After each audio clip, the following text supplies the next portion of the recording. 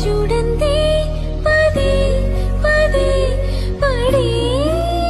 ఆతన తోట పూలన్నీ కని విని పడేను వేదన నువ్వు రాకుంటే మహాశయ మరే ఆగునా పూల తీగతో పడి ఊరే నాకింక దీవెనా చూసే కన్నుల ఆరాటం రాసే చేతికి మోమాటం తలచి వలచి పిలచి అలసి నీరా